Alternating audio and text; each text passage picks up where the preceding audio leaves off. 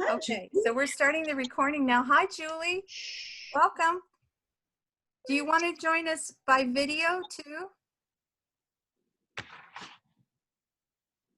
I'll let you. And I'm going to mute as often as I can. That's a good idea, Mark. Thanks. Oh, there you are, Julie. Hi. Hi. All right, I had my sound off if you're talking to me. You look great. Your connection's good. Thank you. Good. Good to see you. So I you. did RSVP. I hope I'm not taking up a line.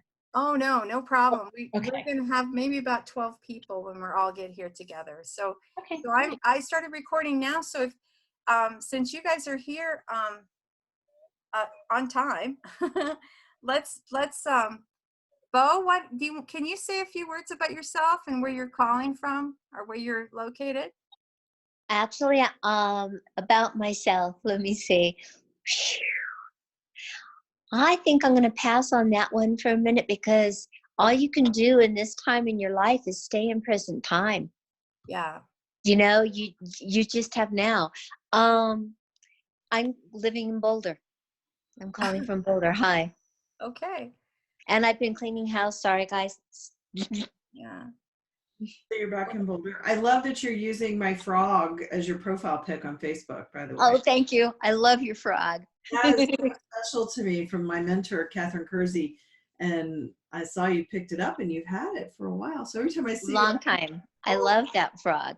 There's something so spiritual and so poignant about her. I love her. yeah, yeah. It's a story maybe I'll tell later about the frog suit. That might be helpful in our Well, paradigm she endemic. comes from the water and goes out into the land. I mean, she's just, yeah, she breathes both. She breathes both air and water. So, yeah, I like her a lot. So I want to acknowledge the other people that have joined us too. Robin, hi. Good to see you. Glad you're here. Are you muted? Hey, Robin. Hi, thanks for having this. I'm happy to be here. Great. And so maybe just say a little bit about yourself and where you're calling in from, so we know other people know where you are. Sure. I'm Robin Hubbard. I'm calling in from Boulder, Colorado, and I'm a longtime dream worker, and I've also studied with Jeremy, or did study with Jeremy Taylor, and continue to study with Jeremy for a long time. Yeah. The other world, and I am just here, affected like all of us in this crazy time. I'm a grief counselor and dream worker. That's how I spend my time. Yeah. So. Well, thanks very much. Yeah, so Elizabeth, we just saw you on the call. You want to say something about yourself and where you're calling from? Yeah, I used to be a Boulderite and then a Denverite. Now I'm in Northern Virginia near Dulles Airport, so like commuting distance to DC. And I was in Billie's dream group for, I don't know, quite a few years, 5, 6 years, and went to the retreats. Yeah. And I really haven't done any dream work much since then. But I'm excited by this and looking forward to talking with you all. Yeah, we're going to try to look at this as a collective dream, like what we're all going through is the collective nightmare. So Mark, I didn't give you a chance to really say anything about yourself. I said hello, but just say where you're calling, where you're located, and a little bit about yourself. If you don't Sure. Thanks for gathering us, guys. I'm here in Boulder. Come to you all through Billie, with Patty, a little bit of Donna and Laura out there, connecting to Jeremy Taylor back in the day. Yeah. And I'm at home in Boulder in what was an empty nest a few weeks ago, and now is a repopulated nest of young adults with older adults. Yes. Like Laura. My work in the world, when it's in the world, and now it's coming to Zoom in lots of places. He's a private practice as a psychotherapist and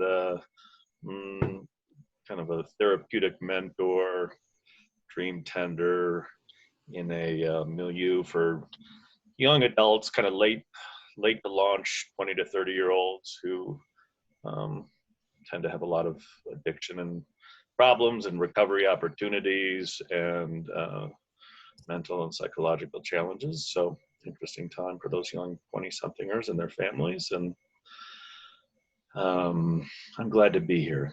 Wonderful time and just hearing Jeremy up on the mountain when hiking before this, hearing him in his magnificent, humorous, generous voice, saying something in a protective dream style along the lines of, if this were my dream, and it's not my dream, but it is my dream, I apologize for hijacking it, but if it were my dream, something like that. Yeah. That's not a very good impersonation. Someone could do a better impersonation. Very good.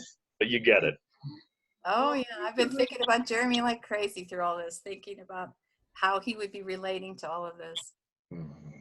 So thank you for sharing that. So Laura, do you want to say something about yourself? Just kind of introduce yourself, and now that you're on the hello, by the way. I'm Laura Deal, and I've been doing Dreams with Billie since 2000, and am a writer and a storyteller. What? I said we've done at least 2,000 dreams together too. Looks so. And just was doing some dream work this morning with a private client, and it just seems like this work is more important than ever right now. Yes. So thank you for having the group. Yeah, good job. Thank Nice to see some familiar faces out there. you. I see Lee and Tom. Hi guys. I'm so glad you're there. Hi there. too. Feels like the Brady Bunch, doesn't it? Like, you know, the Brady Bunch. The Brady Bunch, right? Everybody, you know what? So Billy. we're just kind of getting to know each other. Do you guys want to say a little something about yourself and where you're located in Boulder, we know. And anything you want to share right now to introduce? Are you talking to us or who? Yes, to Lee and Tom. Oh, to Tom and Lee. Okay. Go ahead, babe. You can hear us, I assume. Yes, we can. Okay. I can hear you. Well, let's see. We've been doing dream work with Billie now for what, 3 years at least? I guess. Yeah. And all I could say is it's really weird right now It's in really the world. It's good to be with familiar people. We're a long time dream workers, and I'm trained as a psychotherapist and a spiritual director. So a lot of those resources have been floating up of late. And out of all of the resources that I've done over the years, the one from the Western contemplative tradition that keeps coming back is Brother Lawrence, who was a very humble friar who did all of these beautiful meditations several centuries ago about the calming practice of being in the presence while doing the dishes, while doing our cleaning, while cooking. And it has felt to me like this has the potential of a kind of 30-day retreat for everyone. So instead of going to Red Feather Lakes for Datun or Snowmass for a retreat with Father Keating, we all have the opportunity to structure retreats in our homes. And so I'm trying to hold that as a source of hope and joy each day. Yeah. That's working for us. That's beautiful. Thank you, Lee. And I think that's part of the reason Patty and I wanted to do this was because embracing that paradox of not having has brought for me at least, has brought me into a much more vivid feeling of gratitude. I mean, it's just, maybe I go to the store and I don't get the tea that I wanted, but I get some tea, so I'm happy that I have Yes. You get some pleasant surprises that way. Yes. Yeah, that's exactly it, Tom. It's like, you know, the other day, I think I was looking for some kind of regular green beans. They were out. I ended up with snap peas, and we ended up enjoying those even more. You know, so those are the kind of things that I think we're dealing with now is like, how do we navigate through this? And it's a matter of finding gratitude in the smallest things. So I feel like we've been talking a lot. I wanted to have Patty say a couple of things. Patty, you want to? It looks like we've got a couple new people too. I'm not sure Lena Bell too. She must have tried a different computer. There's Lena Bell. We can see you now. Ray. Just to say yes. Yeah. Okay. Oh, you got two going at the same time, so we're echoing. Feedback, yeah. We're gonna Can you have shut to mute So that. the other one, yeah, close out One the where other. we can't see you. Okay, and I know that some people have been typing to me in the chat, but I want to introduce, I have some people's, I'll respond to that. Donna is having an audio problem, but she wanted to say a few, yeah. So Donna, can I introduce you? Do you mind? She doesn't hear what I'm saying. Raise your hand, Donna. This is sign language for yes. Okay, I'm an interpreter. This is yes, Donna. This is no. So go ahead, Patty. Go ahead and say whatever. And we have Ruthie's new too. Yes, we'll say hi to her in a sec. Okay. Hi, Ruth. I'm always Billie. I'm always bossing her around. She tells me what to do. I counter. Hi, everybody. Thanks for coming so much. This is so fun. I do feel like it's the Brady Bunch. You know that the Brady Bunch when we then they looked at each other in the different boxes. And everybody's my age to know the Brady Bunch, right? Yes. No. Anyway, so welcome for being here. I'm home alone in my new house in a neighborhood where I know no one. And so the internet is saving me. I just love that I can stay connected and that we have this internet. What if we didn't have it? And I'm so excited that y'all are here. I love you all. And thank you, Billie Cheryl, for teaming up with me with this Look for the Helper series. I'm hoping we can do this maybe, I don't know, once a week or something. I unmuted. Now what? Oh, Stephen is Donna, okay. They can hear me. Oh dear. yes, we can. I unmuted so that I could talk with all of you. And is it clear or is it out of sync, audio, video? Raise your hand if it's out of sync. It's slightly slow, but it's better than It's echoing terribly. Could we? Can they Let see you? They can see me, yes. Yeah. But I'm so, I have to mute you again. I'm sorry. It's just too. It's Can we okay. can we all mute ourselves unless we're talking? Because otherwise we get that feedback loop yes. where we're talking and playing our own voice back immediately. So That's if you're right. not raising your hand and talking, mute, please. Okay, so that's the best.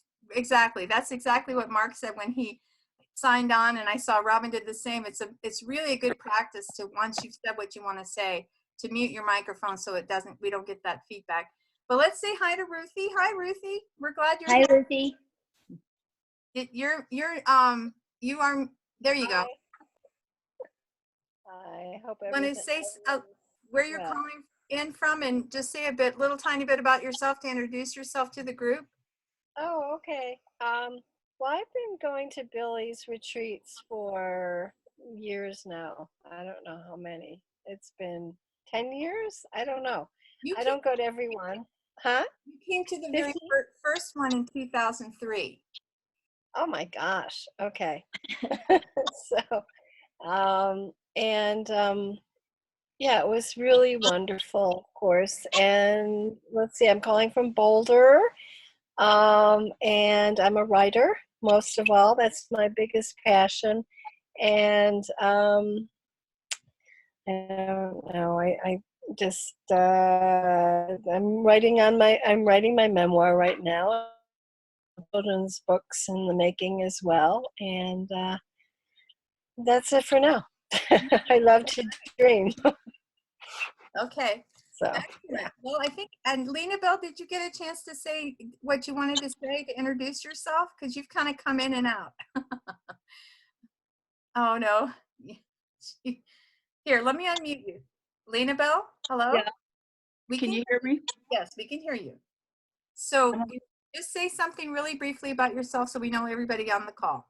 I'm on a different computer now, so maybe this will be better. And I've known Billie for several years, and I'm retired, and I used to do career counseling and work with people on welfare, and I love dream work. Okay, great. Okay, well, I think we're now I think we're almost complete. You want to go ahead, Patty? Should we do the centering exercise at the beginning here? I can't hear you. You're muted. I was following instructions. Donna, we love you, Donna. So everybody knows Donna, I think. Is there anybody who doesn't know Donna? Raise your hand. Okay. We're so grateful that we all have Donna in our world. We love her so much. She's a incredible human who's written some memoirs and done dream. She worked back in the day with Montague. What was his name? Montague Ullman. Yeah.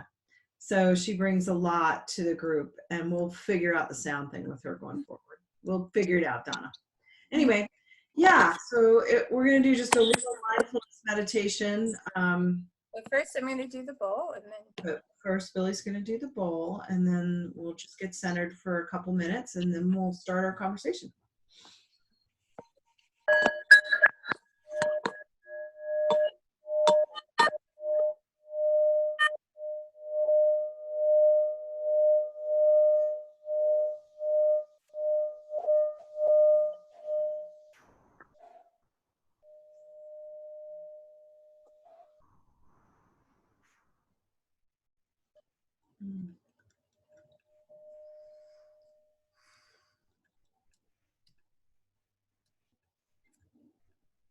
So I invite everyone to be aware of your breathing.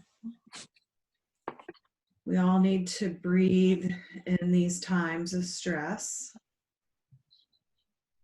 So breathe in as much as you can into your lower belly and release any tension you might be in your body. You gotta mute somebody over here.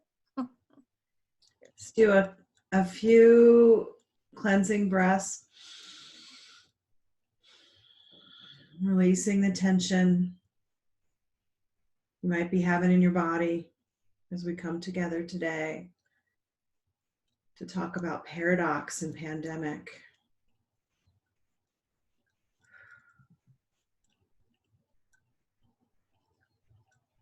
Just check in with your body if there's anywhere you're holding tension. Breathe some extra loving light energy into that area and exhale into the space, trusting all is well.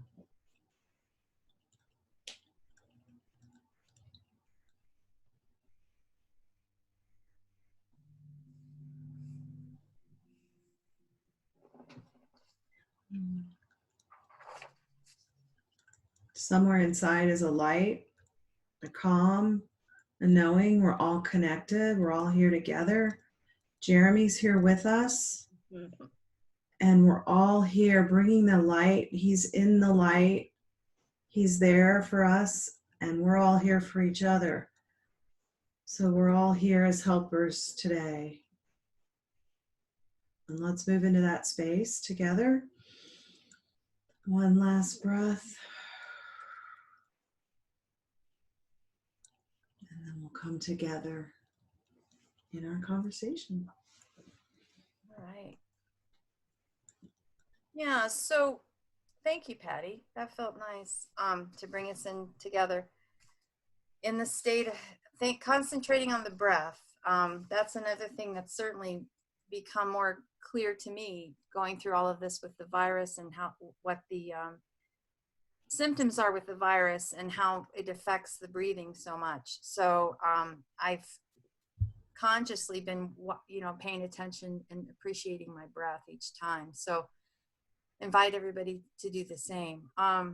So I wanted to see, one of the main reasons we wanted to work with this today was being that we've all worked with dreams so often for so many years, it's hard to escape the symbolic metaphor of all of this. And I wanted to kind of open it up to have people discuss that and what has occurred to you personally in that sense of like, this is our waking life metaphor of a nightmare.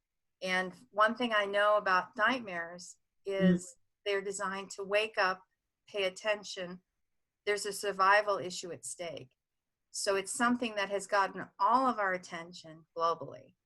And this is the great equalizer. It doesn't matter what gender, sexual orientation, religion, nationality you are. This is affecting everyone globally.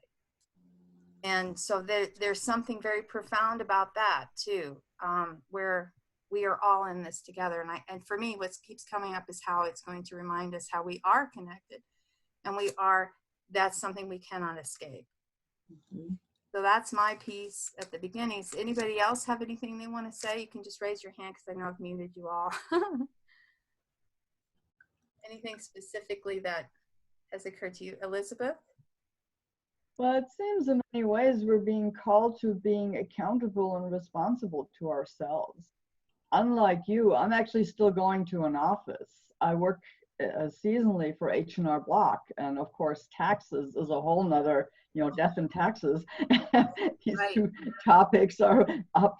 Even today at work we had a meltdown, and my boss did, and at this point we're taking drop-offs only, and we'll put them in a box for 3 days before any tax preparer touches it.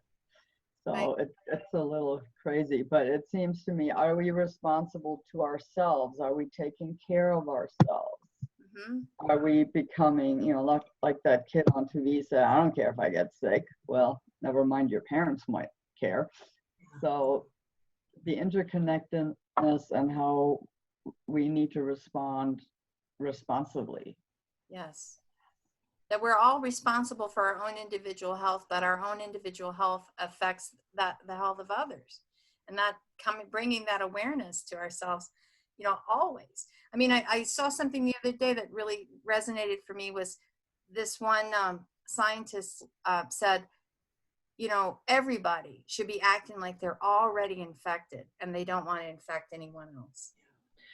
So that really rang true to me. So I thought, oh, wow, if I look at it from that perspective, then that means maybe I'll wash my hands even more diligently and make sure that if I do cough, really get away from anybody and everything. So it's that opened an awareness for me. So thank you, Elizabeth. That's good. Well, and I want to go back and say Billie and I had planned to do a workshop on paradox and using the fairy tale The Maidens Are today. And Lena Bell was there, and Laura was there, and who else was in last year, a few months ago. And it was really super fun, and we talked about the paradox and the fairy tale. And for me, paradox is, when I was a parent, I had this huge aha about paradox, because it's so amazing and so hard at the same time. And I think everyone's living in this intensive paradox right now. Kids are home, and they get to play, but then they're home. It's like, and then Jeremy, I remember Jeremy specifically saying one of the biggest lessons we learn in this life is about paradox. And it stayed with me for so long. And I think today, especially, I'm seeing paradox when I was reading a post on Facebook about the water is already cleaner now. The air is cleaner. Right. The earth is getting to breathe. And it's like, this is really interesting, because so many things are changing. So many things are hard and they're scary, and the disease itself is terrible. And yet all of these other things are developing. So I think paradox is a perfect topic as we're going through this together. So I'd love to hear how people are seeing paradox show up in the pandemic. Ruthie, why don't you go ahead? Sure. For some reason, while we just started that short meditation, and I could see bright crystallized light everywhere. And it just became so clear that, yes, the universe, it's the way of cleaning the earth and regenerating and healing it. So I like to look at things from the optimistic, but I think it's so important to put our focus on the healing and on the good and on the clean air and water.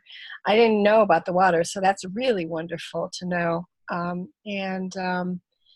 yeah, I just think that instead of focusing on, oh my God, help, help, this is so scary, which I do sometimes too, of course, but to focus on, all the good that's happening and the fact that we're connecting.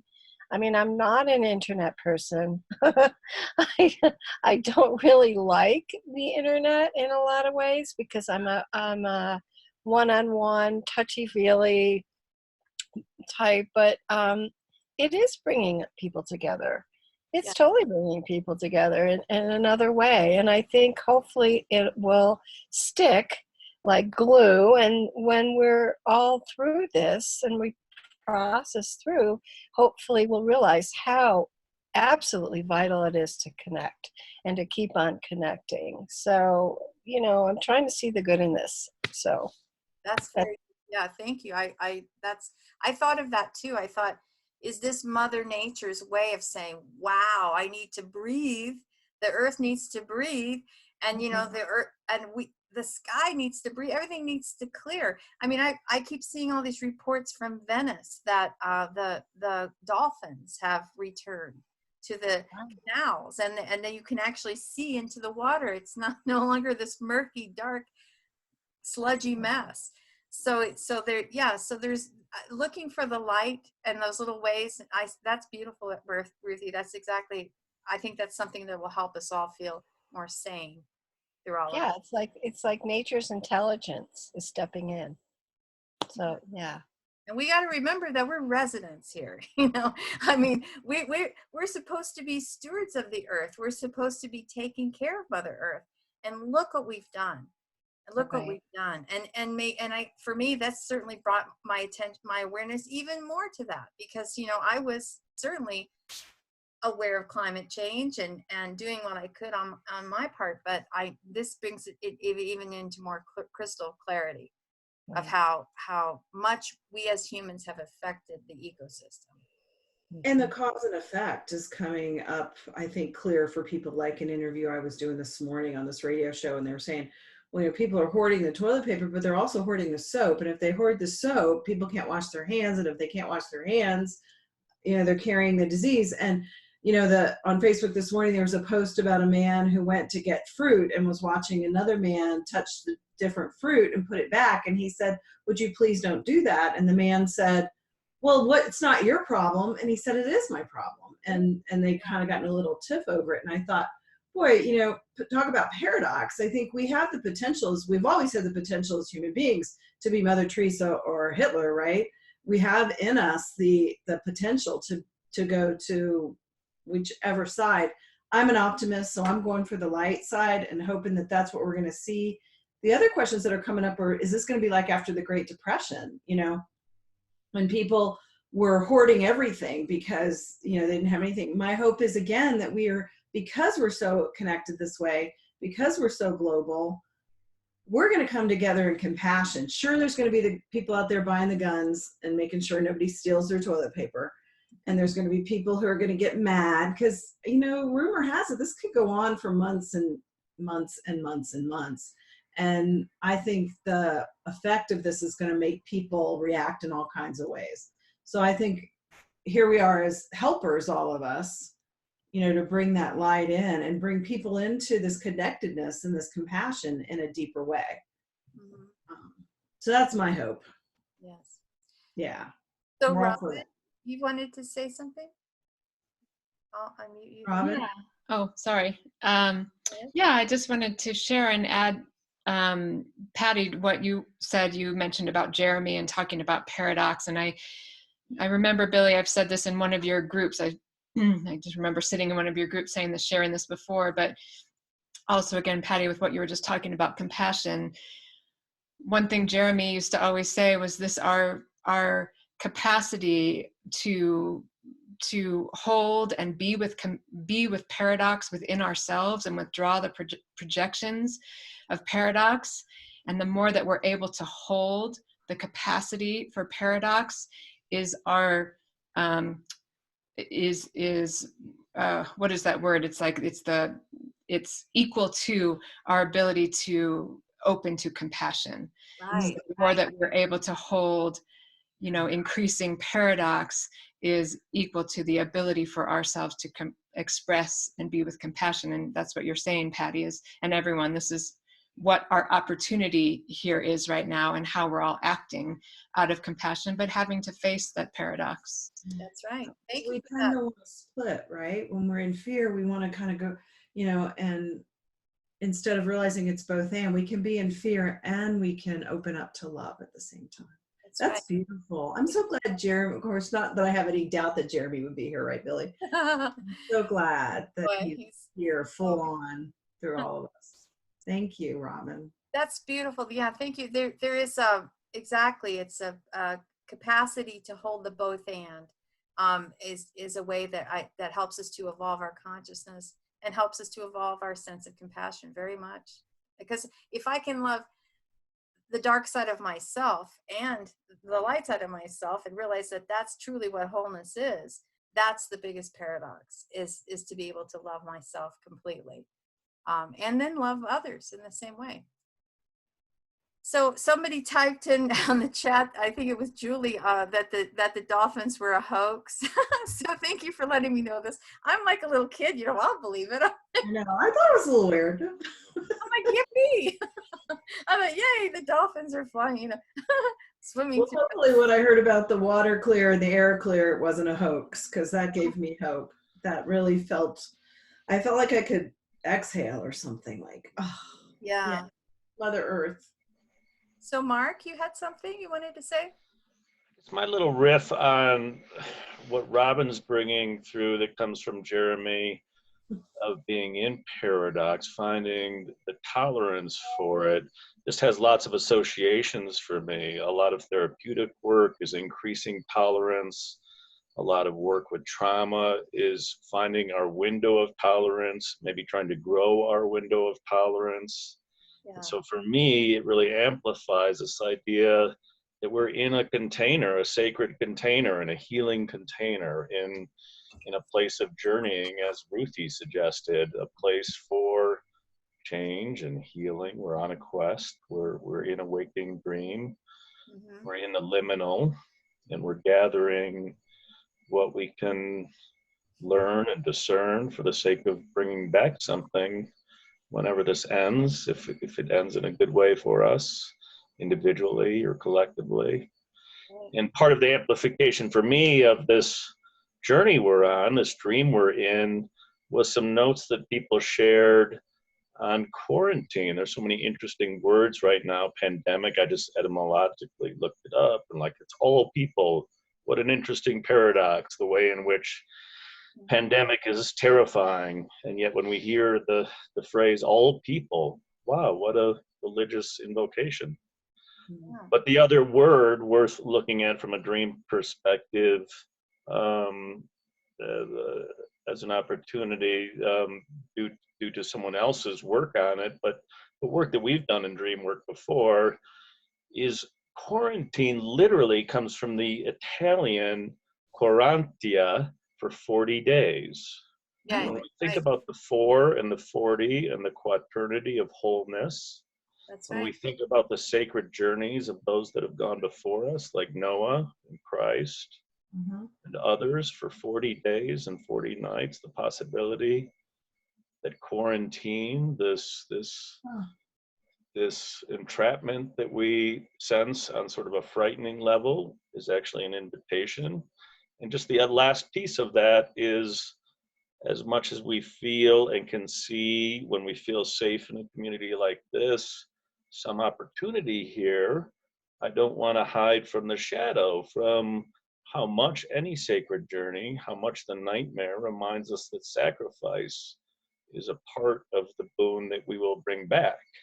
So just feeling that sacrifice of others that have gone through deep journeys that have this potential for the quaternity of 4, and the sacrifice is real. I mean, the sacrifice is eternal. The sacrifice is consistent. You know, sacrifices are made. We're feeling them with the sacrifices of our grocery shopping and the sacrifices of staying in our homes. But there are levels of sacrifice that are occurring and unfolding for all of us and all of those with us at this point. And Right. sacrifice is real. A willing sacrifice, yeah. Well, beautiful. And unwilling sacrifice. There's a chance that we're on an unwanted rite of passage. There's a chance that this is not a rite of passage any of us asked for. There's a chance. Is it a willing sacrifice? I don't know. Elaborate on that notion of willing sacrifice. I felt something within me just rise up, like, who's willing to do this? Yeah, yeah. I've heard that expression, willing sacrifice, but I'd like to hear more about it. Yeah, well, thank you, Mark, for all of that. It's beautiful, beautifully said. Thank you. And I did read that just recently about the quaternity, the quarantine relating to the 40 days, about how if the ships came in from a known infected area, that was the requirement, was to everybody stayed on ship for at least 40 days before they went into the town. So the willing sacrifice is an archetype of what am I willing to give up in order to evolve. So it's the fact of willing to give up some part of myself that I don't want to give up. That's the part of it and that's why it gets confusing, because it's labeled willing sacrifice, but it truly is a part of myself, something that I don't want to give up. So it could be called unwilling sacrifice, but the idea is that willingly, when I give it up, for instance, what happens in dreams is, death in a dream almost always means, when it appears, it's a metaphor for extreme spiritual growth and change. So if the lion's chasing me, and I know, oh no, if I stop, he's going to kill me. But if I keep running, I'm not really willingly sacrificing. But if I stop and I allow the tiger or lion to kill me in the dream, that would be a willing sacrifice. So it's the willingness. So what happens sometimes in those events is that the dreamer will stop, and the animal does not attack them and does not kill them. And there is a beautiful story that Jeremy told for years, and I was there when the dream was worked, so I know the person whose dream it was. But she gets into this big fountain of water, and she thinks that all these polar bears are her pet polar bears. But then when she's swimming around, all of a sudden she realizes, uh-oh, these are not my pet polar bears. These are wild polar bears. And then she gets this idea of that this one polar bear coming after her, that he's going to kill her. But she stays put where she is in the fountain. And the polar bear, instead of attacking her and eating her or biting her, he slowly, just very gently, swims up against her and brushes her with his fur. And so that moment of the dreamer not getting out of the fountain in panic, staying put and allowing the contact with the polar bear, is a form of willing sacrifice, if that makes sense. Thank you for that teaching. I'm sorry to get kind of alarmed by this idea of willing sacrifice. I felt something kind of collective coming through of like, no, we're not willing to go here. And I hear you. That teaching is so helpful. And for me, it's also that tension between the ego and the psyche, the way in which the ego doesn't want to be dragged into something larger or some new consciousness. And I feel more settled. And sorry, Patty, to say no willing sacrifice. Isn't that interesting? I said one word and it had that kind of a, sure. I think, right, that's a paradox, right? I'm willing and I'm not willing at the same time. Right. That's right. It's a perfect paradox. Well, that's why it's paired with sacrifice, because I think anytime we sacrifice, we're giving something up. So it's just, anyway, thank you. I'm glad that resonated for you. So, I'd like to weigh in on the word sacrifice. Oh, please do, Lee. I'm so glad you're here. I was going to call on you, but I thought that would put you on the spot. So please share. Weighing in on the word sacrifice, and looking at the etymology, sacrifice means to make holy. Oh. And if we look then at the word holy and do a word study on that, it goes back to making whole. So the word sacrifice has paradox built in, because here is pain, here is suffering, and here is a making holy and a making whole. Right. Wow. Very good. And what also seems to happen in these sacrifices is you move up a level. So you're giving up the lower level to live at that higher frequency. Right. Very good. Yeah. So yeah, so we are certainly in a place of sacrifice, willingly and unwillingly. And I think if we can open our awareness, like I just said earlier in the call, I don't know if all of you were here, but it's like going to the store is kind of an adventure now. It's like, oh, I wanted to get this tea, but I have to get this other tea because I wanted to get a certain brand of something, but I have to try something new. And it's like, you know, here we live in, I keep thinking of the over excess in this country. You know, this is the place of all you can eat buffets, big gulp drinks, you know, let's all load it on the plate and leave it, who cares, you know, I'm not even going to take it home. You know, those kind of excesses, I think is something that's going to be adjusted in my version of it all. That we're not going to be so gluttonous and so spoiled and go to the store and like, we're so used to seeing every single shelf and every single bin in the produce section full to the max. And it's like, hey, you know, it's like I've been actually taking pictures because I go in and I see one whole row empty, one whole shelf empty. The produce section is quite sparse, you know, so there's this whole, I'm adjusting this part of my awareness of like, well, it doesn't have to be, I get what I get, you know, this is the way it is. So that's been a wake-up call for me. Just grocery shopping has become quite much more interesting than it used to be. Yeah, it was so funny. I was in Target last week and there were two men. We were both looking at the empty toilet paper. One of the men said, yeah, I saw this post on Facebook that there was empty toilet paper on one side and plenty of condoms on the other. So I think in 9 months, we're going to have a lot of babies being born. Nobody's buying the condoms anymore. Nobody's buying the condoms.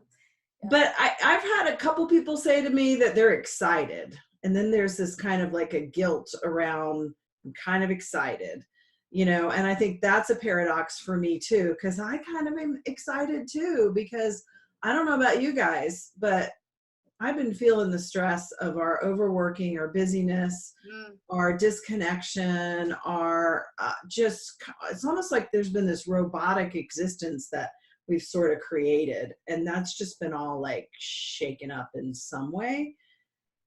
I don't think we know how we're going to restructure it all. And I think our economic systems and all of our healthcare systems, which we're already on the brink of destruction anyway. It's just now everything's got to come apart and come back together in a different way. So I'm excited about that, but I'm also like sad and grieving that everything that's familiar to me is going to change. Like even today when I went into my office just to water the plants, I got such deep grief because I just bought all this beautiful furniture for my new office and I love Niwot and the town's dead. There's nobody there. It's like a ghost town. And I really felt this wave of grief.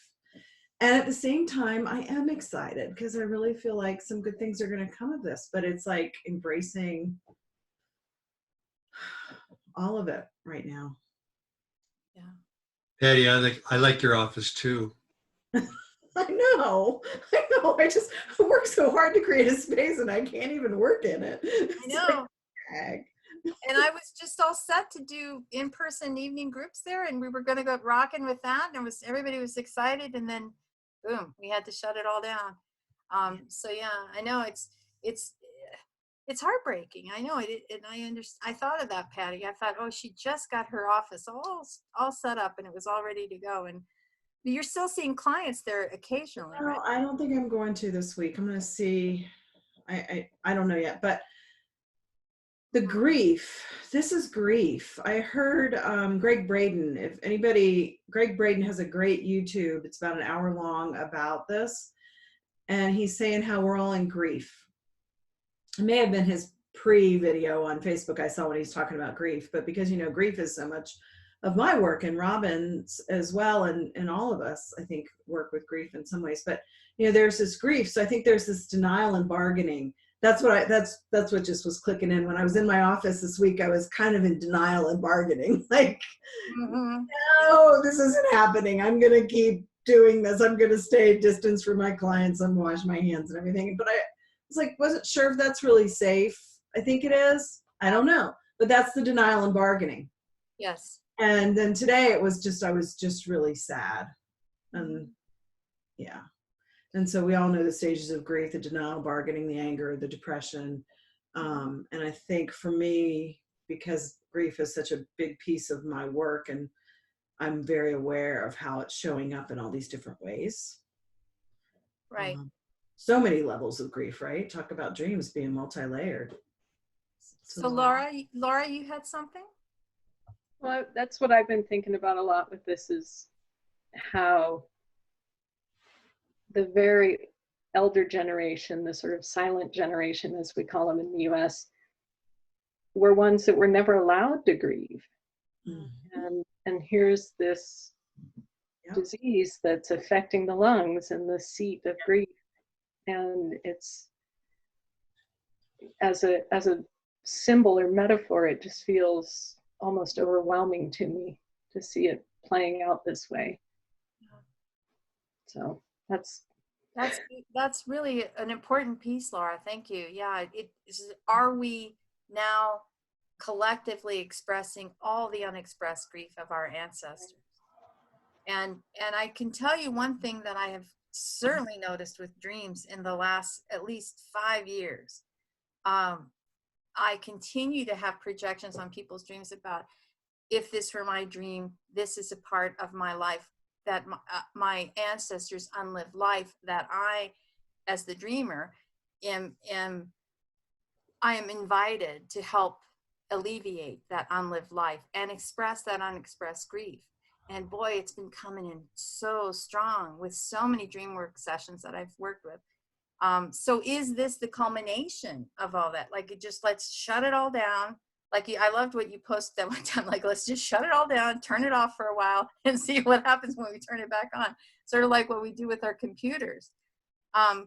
Is there, if we have more of an awareness that that's what our calling is at this particular time, is to feel those unexpressed grief that lives within our lineage.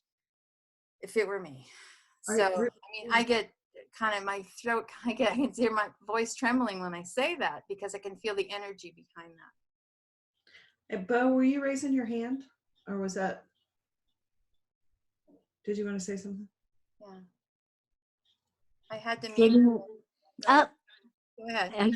Okay, the only thing that keeps, as I get quieter and quieter, you know, I used to be very, very anxious, going here, going there, you know, predisposition. But ever since this happened, I've been scared a little. I've been taken back. I've been vigilant, but I have not been anxious. I've been feeling what I'm feeling. And that's really nice. And the only thing for me that I can see, and Laura, I really liked your connection to the lungs, because I think the only thing that I can see is the earth can't breathe and she's shaking us off. And I remember months ago sitting in my room. I usually wake up at 3 o'clock, and most times I pay attention, sometimes I don't. You know, sometimes I bury my head, and sometimes I go, okay, why am I awake? What am I thinking? What's going on? You know, because all the deep things come up then, and sometimes you just wake up to think about them so you can see them, you know? And I go, this can't be happening. I mean, we're in a political arena that does not care about the environment, just does not care about the world. And scientists can see what's going on. I can see what's going on. Everybody with an amount of heart that's available can see what's going on.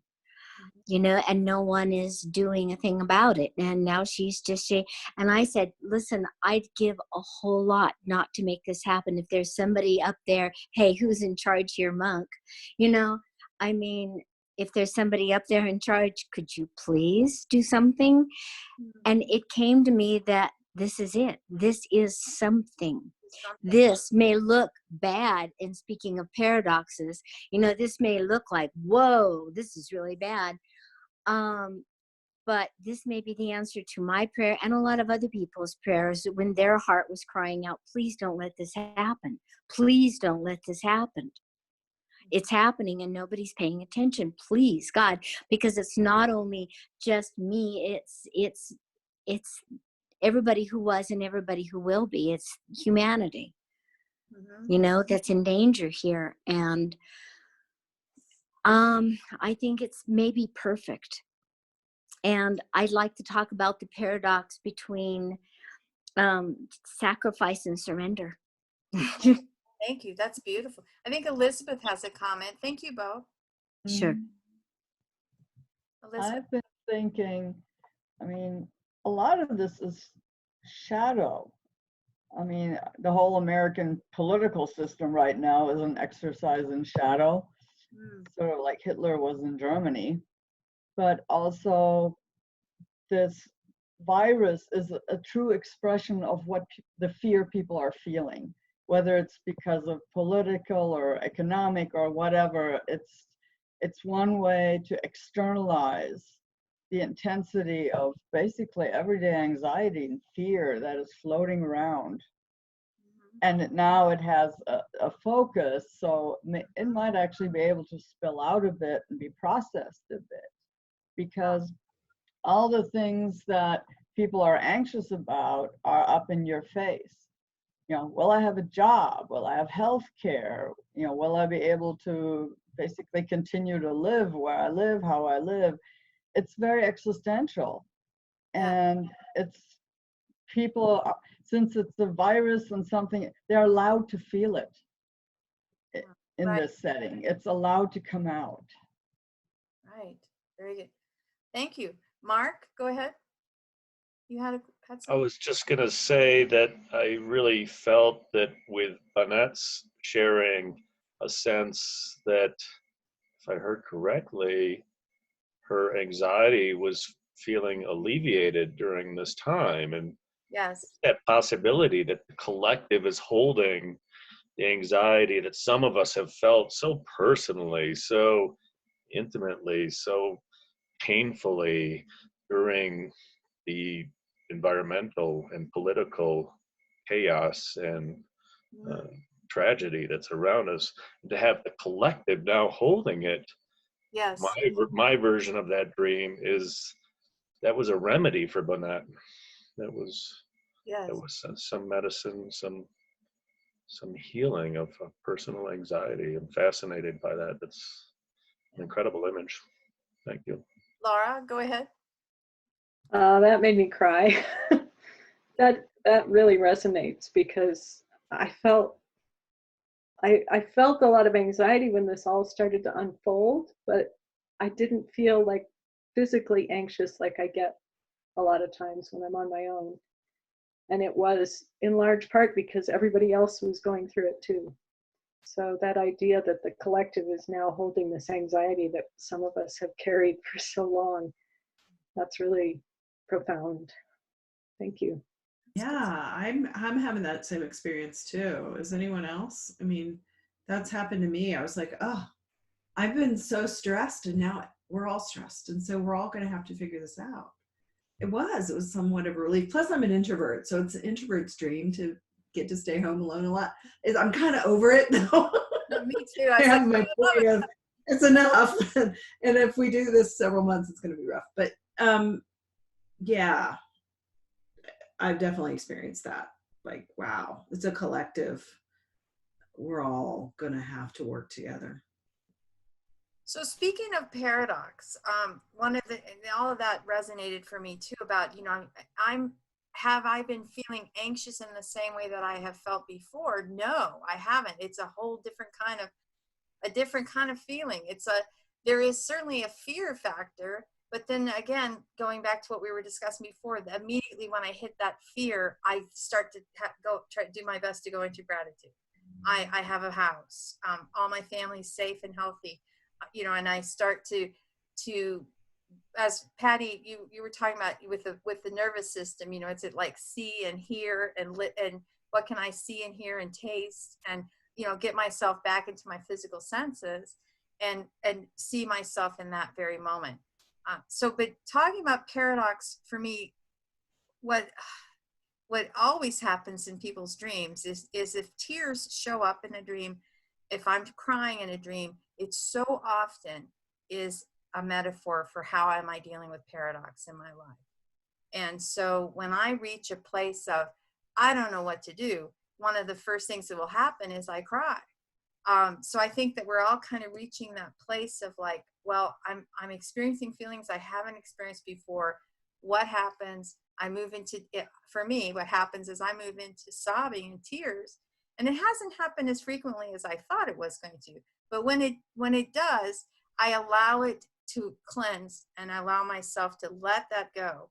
And then once it always happens that once I've cried, the relief is tremendous. So the tears, I mean, I just invite all of you to feel that feeling of, you know, if something, that anxiousness comes in or the fear comes in or what's going to happen to the rest of my life comes in, all those wild thoughts, crying is a beautiful way to allow the body a chance to release a lot of those tensions and the toxic things that develop in our body can be released through our tears. Yeah, Mark was talking about the window of tolerance a minute ago, and I just finished my third book, which hopefully will get out there with the printers working or not working at the publisher.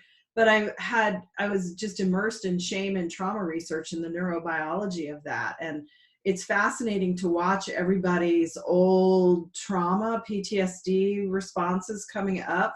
It almost feels like there's a big collective purge of, like we were talking earlier about ancestral trauma and grief, unexpressed grief from our ancestors, like Laura was saying.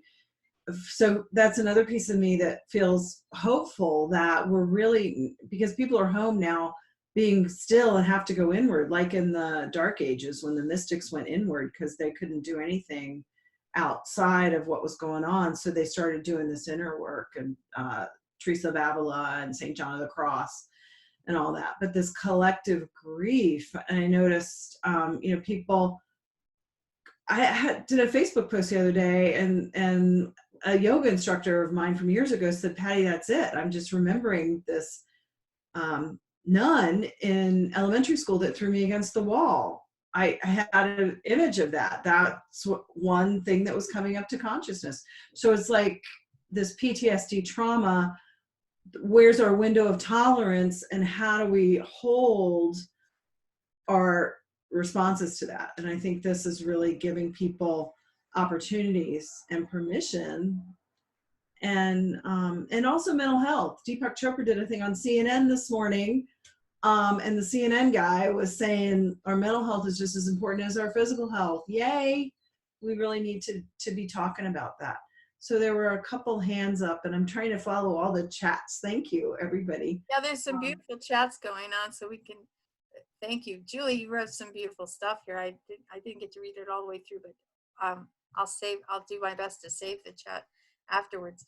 Anybody else have something? Somebody have their hand up? Lee, why don't you go ahead? Okay, are we unmuted? Okay.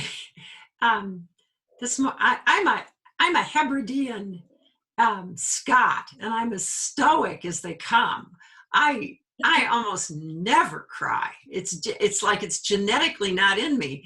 And this morning, in a moment of carelessness, I knocked my favorite cup off and shattered it in 1,000 pieces on the floor. And I looked at that cup and I started to cry. And so I went into my chair, and I was almost relieved that I could sit down for 10 minutes and just bawl my eyes out because my cup had freed me to cry. So going to what Billie was saying, or what Patty was also saying about that moment of sadness when she walked into her office and tears came. It seems like right now, and what everybody's saying about grief, if we have any of these little opportunities where the tears actually come to go with it, sounds really good to me. Oh, thank you for sharing that. That's a great, thank you, Lee. That's the perfect thing. That's exactly what I was going to say. What I meant was like just the smallest thing. Go ahead, Robin. You had something? Yeah, I was just going to share, Malidoma Somé. He's a West African shaman that I've recently been studying, or I've, kind of studied his work for many, many years. And I recently traveled to West Africa with him in January on an incredible journey. And one of the things that he said around the tears that I thought was so beautiful, and I can never say it as articulately as he does, but he talks about the interconnected nature of their, indigenous traditions of the Dagara people that they live so deeply rooted in the paradigm of this, interconnection. Is he said that especially for the people in the West, for those of us kind of in the Western part of the world, he said the chorus of creation is waiting for our tears. That there has been this lack of the tears from those of us who've been living in paradigms where grief is not supported, it's not modeled, it's absolutely phobic, that we're phobic of. And I thought that was just an absolutely beautiful way to remember that when we cry, that we're watering, we're watering the earth, we're adding to this chorus of creation. I just thought that was so beautiful, and I wanted to share. And the other thing I just wanted to add real quick is just going back to this whole idea of the paradox of sacrifice and surrender. Just to share one experience I had, I was just there a couple months ago, and the paradox that I'm able to reflect on now of being there and being home, and in the midst of this, the stark contrast of how they lived is just even beyond what I could even describe. I don't know if any of you have been to,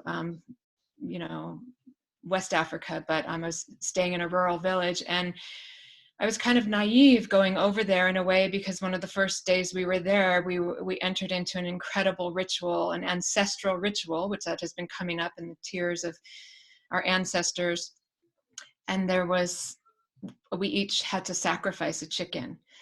And for the next 2 weeks, we spent a lot of time, there was quite a bit of animal sacrifice. And the first day that happened, the grief that poured out of me, I was like, oh my God, I just didn't even, I knew that they practice sacrifice over there, but somehow I just didn't expect it for myself. And so the intensity of that experience was very difficult for me. And it's very difficult for me to even share over here, because there's so much, energy and emotion around that. But by the time the 2 weeks were over, because what they kept reminding us from their indigenous perspective was that the animals, they regard the animals, or the animals have a higher frequency than humans do, and that it's part of the animals' medicine. It's what they bring to their,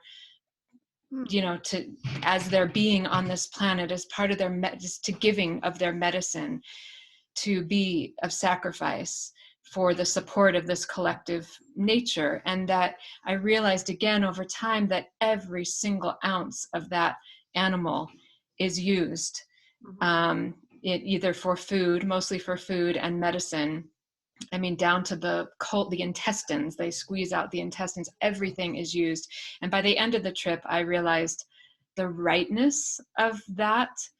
So instead of these animal feedlots in this horrifying way that we are so removed from how our animals are treated. And so it was such again, just to speak of this sacrifice versus surrender, there was such a surrendering inside of me, and such a gratitude to these animals that were giving their medicine for me to release my medicine and to connect with ancestors. And I could go on and on about that, but it was just a very powerful experience that I feel like I'm bringing back, and it's making a lot more sense based on what everyone's sharing and in this context. So thank you. Excellent. Thank you so much, Robin. Thank you. The chorus of creation. I love that. So Mark, you had something you wanted to say? You had your hand? That just brought back a story from a journey I took in Death Valley for a nature quest many years ago, sitting in a circle in the dust and talking about our feelings before going out to pray and fast alone for 4 days and 4 nights. We were just talking about our collective feeling, and we were talking about the weird mixture that I think will resonate with things we've talked about here of longing and fear, of just how much we all felt called to take this sacred journey of taking a time out of life to go to nature and harvest some kind of message or meaning. And yet we were also how terrified we were of kind of embarking upon such a real effort, so that, you know, allowing ourselves to kind of step into something that maybe we had avoided our whole lives. And in the heart of the conversation, there was a gasp from one of the 12 people in the circle, and lots of turning of heads. And there was a little lizard sunning itself on a rock, and there was a hawk coming down to grab the lizard. Yep. we witnessed, while speaking, of this tenuous paradox between longing and fear, the most ultimate, penultimate edge, razor's edge between sacrifice and longing. And I mean, I could become sort of speechless, and I've never kind of written about it or anything, but just to have witnessed in nature a moment where one creature was sunning itself and the other was going to bask in the nourishment of that individual sunning themselves. Wow. Anyways, that story is just an old one that comes up sometimes. So thank you for reminding me of it, Robin, with your story of the sacrifices of the chicken with melodyne Samay. Thank you. Amazing. Thank you. That was very, very good. Bo, you have some? Oh, we can't. Let me unmute you. Sorry. Sorry. Who was the person who mentioned breaking her cup? Lee. Hi, Lee. I'm Bo. So, like, just before this whole thing happened, first of all, wanted to comment that all my memories came up. It was like a life review happening while I was awake. I kept getting these pictures of old things that I hadn't thought about in years. It was really quite bizarre. But that was way before this came to fruition. But I wanted to say, like, 2 months before this happened, I broke my favorite cobalt blue cup that I do like ritualistic green tea in the morning. I hold it with my hands. It warms my hand. I hold it to my chest. It warms my chest in the morning. It's ritualistic. It's comforting. I love it. Yes. And I broke it and I cried. And when you mentioned that, I kept thinking, you know, it contains my love.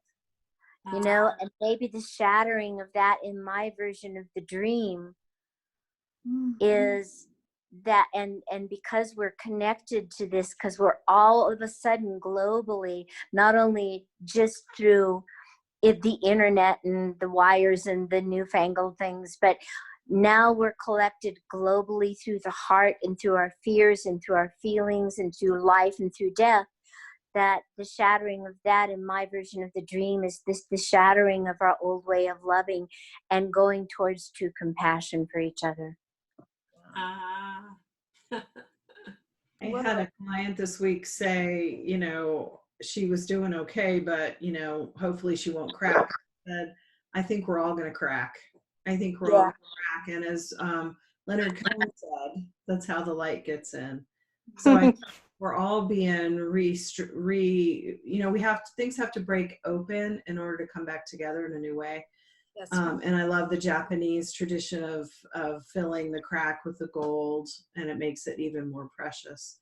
But I mean, that story of breaking, it's like the Sacred Heart, break my heart open to a higher love. It's like when we're broken open, something else emerges.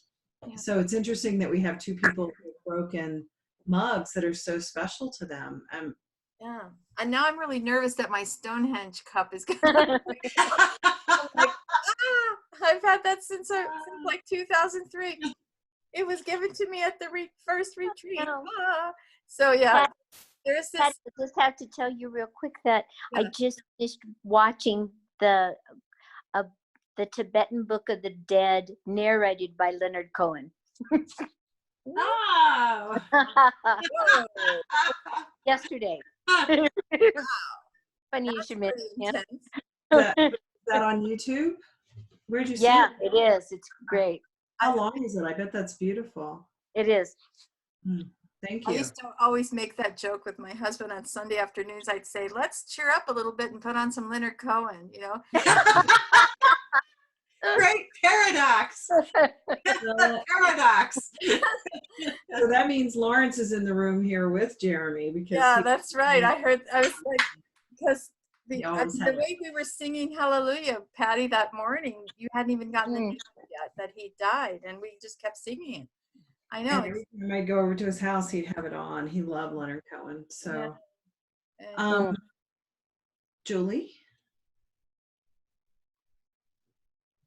Just the story about having to break something apart, you know, and in order to bring it back together and fix it made me think of years ago. I bought a I don't know, shelf, and it had a crack in one of the wooden shelves, and my husband said, "Oh, you know, I need to break it the rest of the way to glue it to make it stronger." So somehow there's something, I don't know anything about wood, I guess, but that idea of like really, it needs to be completely broken so it can be, things can be put back together to be stronger. So it makes me think of. Wow. Yeah. See, now this is exactly why I wanted to call all of us together for, you know, anybody that could make it, because those are the kind of metaphors that help me, Billie, to figure out, you know, what is this all about? Are we being broken apart so that we become stronger? I mean, that really feels, that hits me in all levels. And I also wanted to talk with Patty, say a few things about, you know, her work about around shame and how neurologically how we are all wired in certain ways. And you were talking about, you know, the accelerator and the brake at the same time and how our bodies do that. And I was also just thinking about when we break our bones, they get stronger too. Because it took me a while to pull that up. I was like, what is it that also gets stronger when it's broken? From what Julie was saying. So isn't that interesting how, you know, they say what doesn't kill us makes us stronger kind of thing. Yeah, I mean, it's been so fascinating. What? You can still permanently disfigure us, but anyway, that's the other.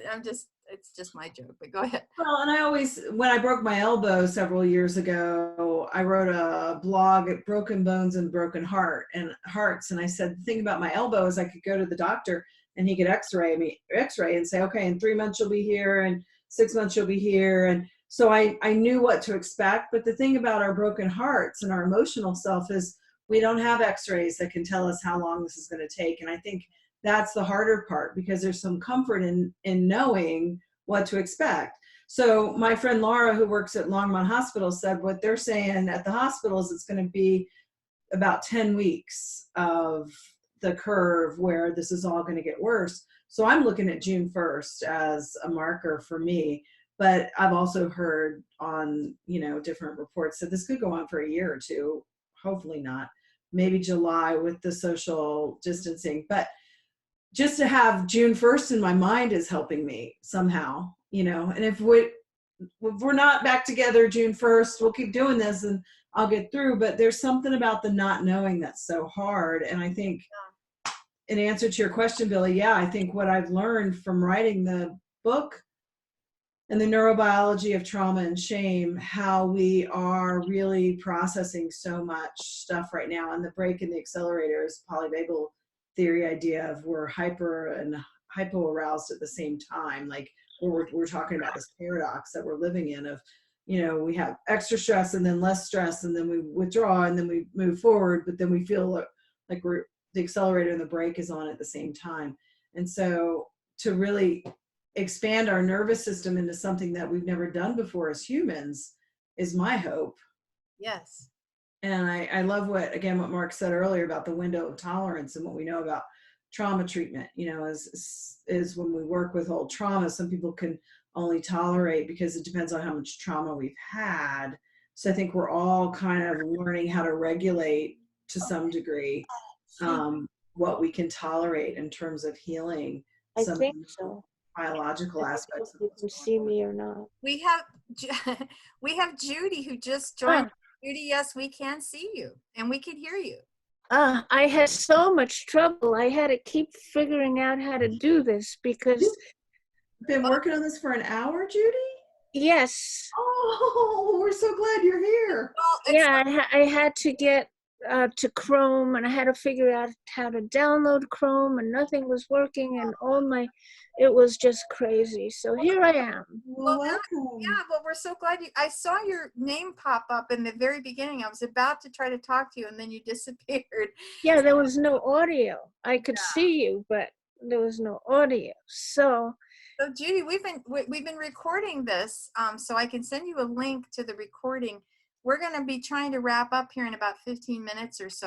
But sorry that you've had difficulties joining us. But why don't you tell us a little bit about yourself? And I know you're in Boulder, right? Right. And just say hi to people on the call. Hello, everybody. Yeah, I'm not that computer literate. Yeah, I've been following the coronavirus, and the biggest takeaway I have is that people that do not have symptoms have the highest viral load. Mm-hmm. So it is really important to keep your 6-foot distance if you can, and you know, it's just what it is. There's so many different interpretations, and it's kind of sad that so many people are not taking it seriously. So it's just hard to get it across to people. Yeah, well, thank you. I think people are, I mean, in my version of it, people are certainly starting to take it more seriously than they did in the beginning. I think once we've seen what happened in China and then what's now happening in Italy, it's you know, I mean, we have no choice but to take it seriously. So I agree with you on that. What we've been doing this whole time is talking about the symbolism of how that helps us to evolve, and how this whole thing is changing us in ways that we didn't even expect were going to change us, because it's something we've never been through before, of course. So what's happening to us, what's happening to the environment, how we're part of the environment, and how humankind has actually been destroying the ecosystem. And this is a wake-up call to all of us, because now that we're not rushing off to work and rushing off to school, the atmosphere is improving, the water is getting clearer, things are changing just because of our lower impact on the environment. So those are the kind of things we've been discussing, and then also looking at all of this as a waking life nightmare. So hopefully we can get you the recording afterwards. Okay. So yeah. So how would you say, in your version of it, looking at it symbolically as a waking life nightmare, what has occurred to you individually? Well, I'm kind of liking the seclusion. It's allowing me to focus more, and it's just allowing me to get things done that previously weren't able to be done because of the distractions. Oh, right. Yes. And that's another thing that's occurred to a lot of us is, you know, we're calming down in a way. We've removed a lot of anxiety from having to get from point A to point B. And we're having to stay put and having to sit with those feelings and having to discover things that we didn't know before about ourselves and about our families too, because everybody's kids even the adult kids are home. And right. Mark started out with, you know, his empty nest became a full nest again. And I know Laura's daughter has just come back from Ohio from college. Her senior year got cut short. So we're all, there's some sort of like bringing us together but making us stay apart sort of paradox too. You know, we have to stay 6 feet. I know I just went to pick up some takeout food yesterday because I couldn't get anything to work on the computer, which was really fascinating. My apps on my phone wouldn't work. The computer, the websites weren't working. Everything was just crumbling. So I go to the place to get the takeout food, and there was another man there, and I kept standing really far away. And I kept, and then he comes in with the same kind of like, he's like, your app isn't working. We're all like, we have to actually like go there in person. But I did have that feeling, Judy, of staying really far away because I hadn't been out for I've been to the grocery store maybe once or twice, but I hadn't really been out in public since then. So it is an awareness. Well, so they're even talking about it staying on like cardboard boxes for 2 days. So like if you get an Amazon box, you have to, so like even I went to the bank today and deposited some checks, and I was like, ooh. Like Elizabeth was saying, they're not touching the checks for 3 days, at H&R Block. And so it's such a little teeny invisible thing that is very scary. That's paradox too. It's invisible and it's massively terrorizing. Yes. Right. Yeah, I think I wish they would make alcohol really more available. A friend of mine brought over 2 small things of alcohol, and you could put aloe vera in it, and you can make your own sanitizer. Mm-hmm. Because the hand sanitizers they make are very poisonous to pets. Oh, I didn't know that.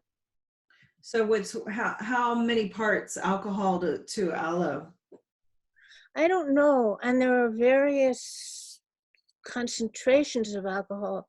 The alcohol that I received yesterday was 91%, and it's usually in the 70 percentile. So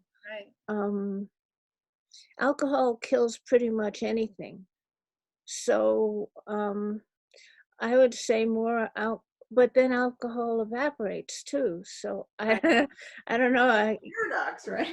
Yeah, you have to keep it in a secure container. So I would think get a nice container that is a small little bottle, and then put the alcohol in, and then some aloe vera or lotion that you have, and then you don't have to deal with hand sanitizer.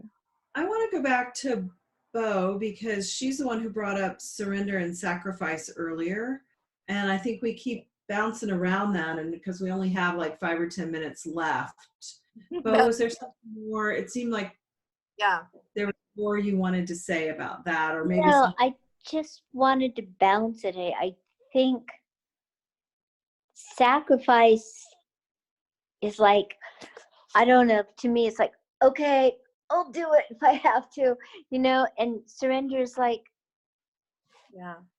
the heart's open, the body's relaxed, the mind's blank, the breath is deep, the experience is wonderful. And I don't know if I can get to that point or not, but I hope to God I can. Wow, thank you for that. Yeah, I like to use the term sacred surrender when I work with fairy tales and when I work with dreams, because there's some part of me, and I think Lee's point earlier with the, how the word itself, it contains, sacrifice contains the root of sacredness, right? Is that what you were saying? Yes. So there's there's sacred surrender piece. For me, that's important. She says it means to make holy, and holy means whole. I wrote that down because I wanted to remember that. That in quarantine is 40 days. I know. That's from the Italian. I love that. So this is about coming to I like that. Yeah. Well, I think we're at that place where, as Jeremy would say, we have to bring this to an arbitrary close. So any closing thoughts from anyone on the call today or the video conference chat? Any closing thoughts? Anything that's come more clear to you than it did before we started the call? Well, I wanted to just say thank you to everybody for taking the time. You know, this is you know, I mean, talk about grief. I mean, I'm going to have to cancel the May retreat, which was coming together with some wonderful people from really all over the country. And that's really my passion. I love doing the retreats. This would have been retreat number 32. So I'm going to offer them an opportunity to sign up to take what they've paid and sign up for the fall retreat, but I don't even know if the fall retreat is going to be able to go ahead or not, because that's in October.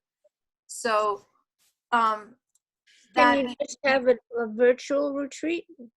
Well, that's what I think Patty was suggesting. That she said she was telling all about. Your people are going to be asking you for that. Well, we can try it. We can try it and see what happens. But Ruthie, did you have your hand up a second ago? Or somebody had their hand up over? Well, I did have it up a ways ago, and I was just going to say what Clarissa Pinko Estes had said about her heart.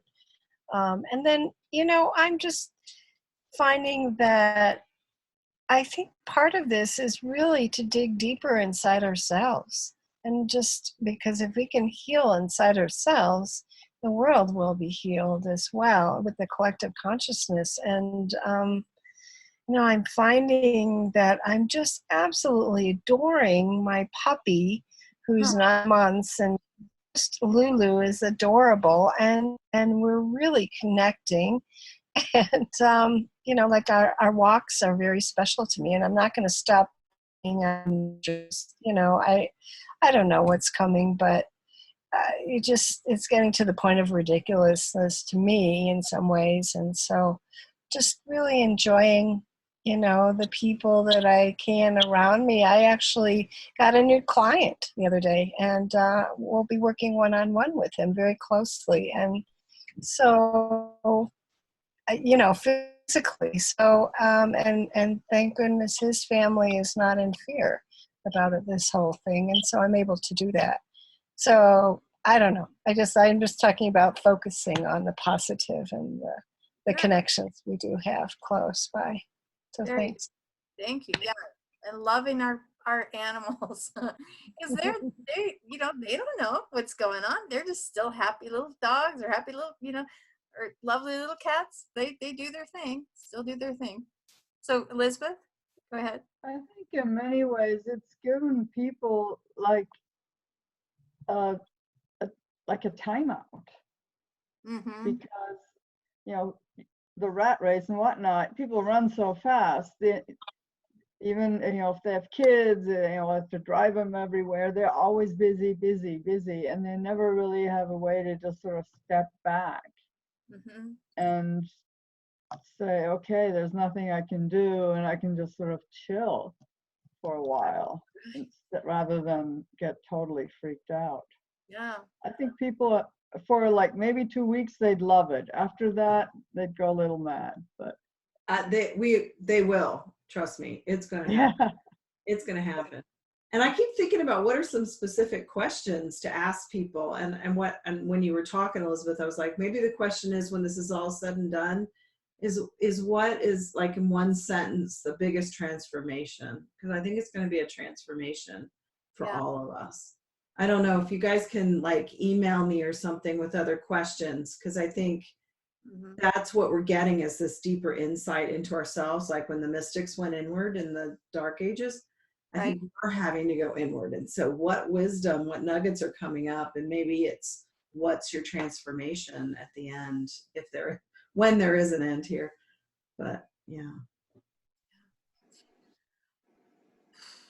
Well, yeah. Super nourishing to be with you all. Excuse me to jump. Just so nourishing and so rich, and I really appreciate all of you. Just a really healing time to be here with you all. And the obvious reminder is the only thing that came to me that's new, and everything really weaved together for me in really spectacular, helpful ways. But you know, this medium, this is a great example of a good way to use this medium. And we all need news and information and facts, but just that piece of like, God, please, this is me talking to myself, you know, stay off the news certain times of the day, or limit it to 1 or 2 times of a day. You'll feel so much healthier.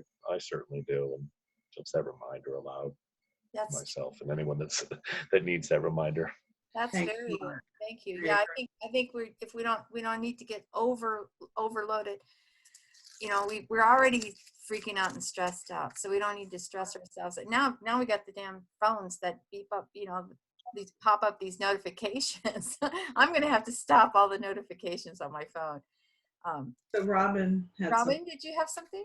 I just wanted to share too that thank you, Billie and Patty, for bringing us together in this format. I also agree, Mark, these are, yeah, such amazing times, and to have this level and depth of conversation has been so inspiring for me, and all these different nuggets and things that I can sort of churn and integrate in my own experience. And then that question around, okay, so when I integrate all of that, then how can I use that in service to myself and in others, and in the ways that I'm contributing and connecting with people and the family and everything. So just thank you all so much. Well, this is going to have to replace handshaking. You know, everybody, I want to say one more thing before we close, so Billie. I know everybody signed the release, right? And what I think is going to be really helpful hearing, especially these last from Mark and Robin, and all the gratitude, and I think we're all feeling this sense of connection. Billie and I want to share this, and we want to let you share this with people, because again, we're the helpers. We're here to help. So make sure that you sign the release and that you're okay with that. I think the wisdom that all of us have shared is so important. So hopefully everyone's cool with that, because you got your releases that we sent you. I've gotten lots of releases, so thank you for that, for all the people that returned them. Yes, because that was one of the things we wanted to do for the people that couldn't join us today, and for others that haven't heard of this yet, and are, you know, haven't ever thought of looking at the possible metaphors and symbols to help to evolve through what we're dealing with. So we will be posting it in different formats on different social media platforms, is what I was trying to say. So anyway, thanks again very much for everybody, and you know, contact Patty and I anytime. We will probably try to start doing some of these, you know, bring people together and connect in ways, you know, since we're all going to be going through this social distancing for an indeterminate amount of time. This at least gives us a chance to not feel so disconnected. And so anyway, thank you all for coming and taking the time, and we're so happy that you, thank you for everything you shared. Thank you. We'll keep in touch. Thanks again. Yeah, thank you, everybody. This was great. Thank you all. Thank you all. Be thinking about you. Thank you. Bye. Thank you. I'm so glad you guys joined. Thanks. 13 thank yous, Billie. Oh yeah, you could do that virtual closing. Yeah, we could have done that. I didn't do that. Next time we'll remember. Okay, so I'm going to end the meeting for all. So thanks a lot. We'll see you later. Bye-bye. Bye-bye.